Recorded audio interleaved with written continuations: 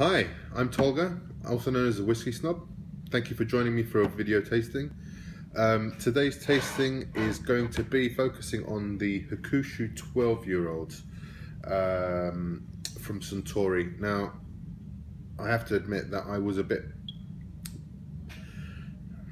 What's the best way to do it? I didn't give Japanese whiskies much of a chance because the first time I had a Japanese whiskey I was quite disappointed, and I tarnished them with the same brush. Really, I sort of thought that they lacked soul, they weren't that great, you know, all these sort of things. And then I went back to them much later, and I found that there was a lot more to discover about Japanese whiskies and how well they've been made and the effort they make, and obviously the awards they've won since then has proven that they actually do such a great job. Obviously, I got back into Japanese whiskies a lot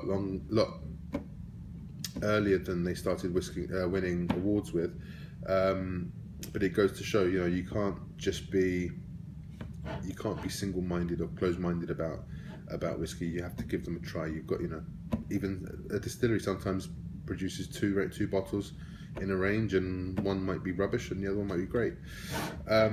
But coming back to the Hakushu is one of two distilleries owned by by Suntory. One is the Yamazaki distillery, and one is the Hakushu distillery. Then they have a brand called Hibiki, which is a blend of the two distilleries. The Hakushu distillery in Japan is in a forest, which, you know, I always say that the surroundings of a distillery always adds a lot of character to the liquid that they produce. Obviously, if they're near the ocean or near the sea, you might get more of a salty, briny whiskey. If it's more inland, you might get more of a fresh kind of whiskey, and that is true with the Hakushu. Wow, as you can see, there's not much left of that bottle. Luckily, I've got a few more.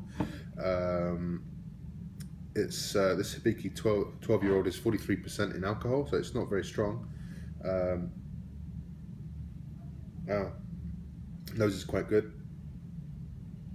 Very fresh, lots of cut grasses, pine needles.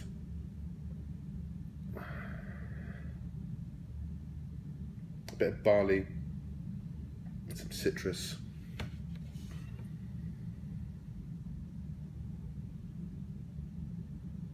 And there is that touch of sweetness there, a little bit, just a touch of vanilla, but it's kind of lost from the oak and the pine that you sort of get in there.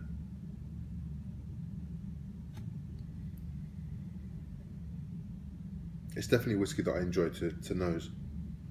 But moving on, as you can see, that colour's light golden.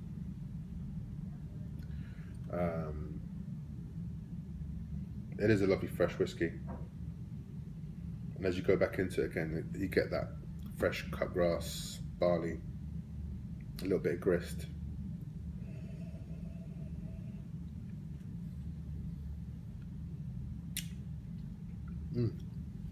On the palate, there's a certain sweetness. Pear is a sweet pears, actually. It's one that sort of sticks out initially.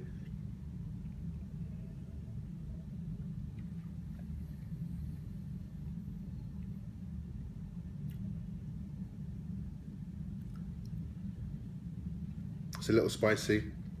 Again, a little bit of citrus there, vanilla. It's, apart from that initial sweetness from that pear, there's not much more going on. It does become a little bit tart, actually. Green apples, quite sharp, and then the barley comes back through. It's not smoky at all, but there is some spice. There's a little bit of almost like sandalwood, sort of like a woody flavour, but it's not the normal oak that you get. It's more of like an incensey sort of sandalwood flavouring. I don't know what the hell that means, but you catch my drift. Right, one last try before we hit the finish.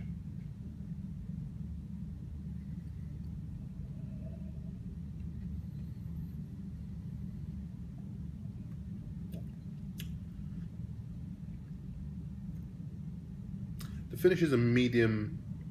It's not very hot. Again, that aromatic sort of. There's a little bit of cardamom in there at the end. It's a little bit spicy, but not heat. It's not a very. It does linger though, and again, the oak is quite good on the finish. Because it's 43%, it's not a very strong whiskey. It's not something that I would generally add water to. But if I was to add a few drops into here, I know there's a lot of people who do like to add a few drops of whiskey, a few drops of water to their whiskey. See, the nose opens up straight away. You get a bigger punch in the face from sort of a green apple. But again, those pine needles, fresh cut grasses are all there. But there is a bit more of a sweetness and a little bit more floral element to the nose.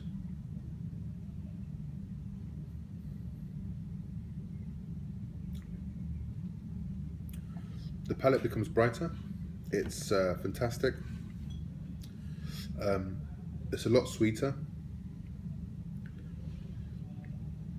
You start to get some, again, the sweet pear and the sweet apples, fresh, crisp green apples, and a little bit of tamarind as well. Now that you add some water, quite nice.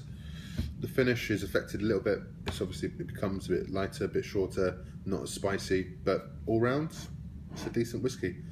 By all means, if you get a chance to get your hands on some, I definitely recommend that you try it in the bar at least before you buy it for the house. But cheers, thank you for watching, and see you next time.